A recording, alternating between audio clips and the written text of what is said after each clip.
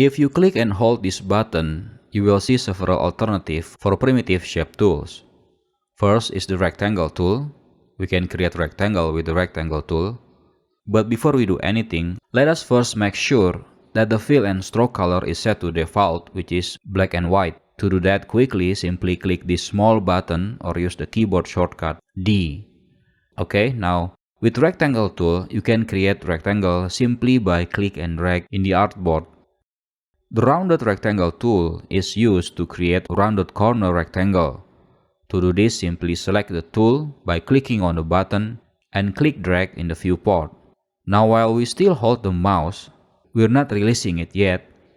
We can press and hold the up arrow on the keyboard to make the corner more rounded and press the down arrow to make the corner sharper. Now in previous Adobe Illustrator, this is the only way to do rounded corner. Now in Adobe Illustrator CC, these tools kind of redundant.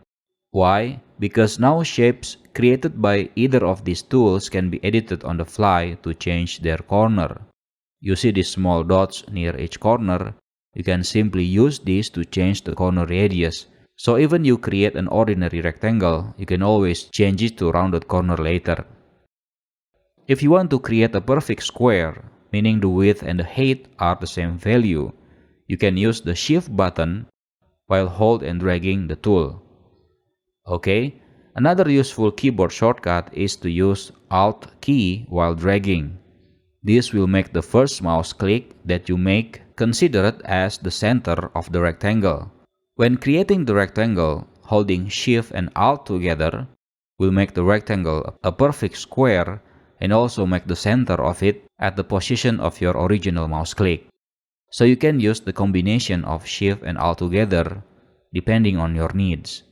The next primitive shape we're going to cover is the ellipse tool. With this, you can create ellipsoid shapes and also a perfect circle. To create a perfect circle, we can use the Shift key as before. So click and drag, then without releasing the mouse, press and hold Shift. As we can see, the shape should be a perfect circle. You can also use the Alt key to make it centered at the position of your first mouse click. Okay, now we're going to move on to Polygon tool. This tool will create a shape with a certain amount of side in uniform length. To add more side, we can press the up arrow, and to reduce the side number, we use the down arrow. We can use Shift key modifier to straighten the orientation of the polygon. For this tool, the Alt key has no effect as it is defaulted to use the mouse click as the center of the shape. The Star tool lets you create stars. You can use up and down arrow to control the amount of spikes on the star shapes. Just like in Polygon, the Shift key will straighten the orientation of the star shape and the Alt has no effect. Next is the Flare tool, which can be used to create lens flare effect. Personally, I almost never use this tool in a real work scenario, but if you want to use it, this is how you use the Flare tool. First, click and drag to control the position and the size of the big flare. Next, click and drag again to define the position of the small flare. Okay. Another method to create primitive shapes is to use the click release method. In this way, we can specify certain value by typing them.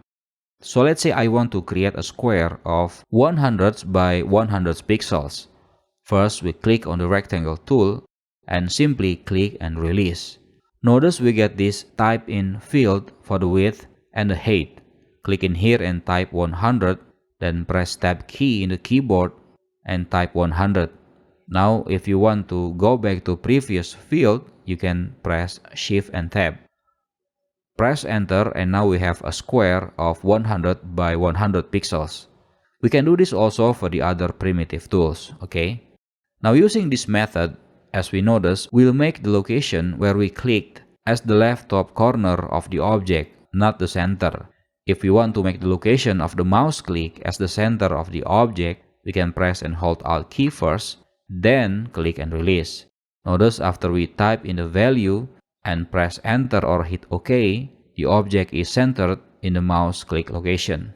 I like to end this video with a little tip which helped me a lot when positioning newly created object on the fly.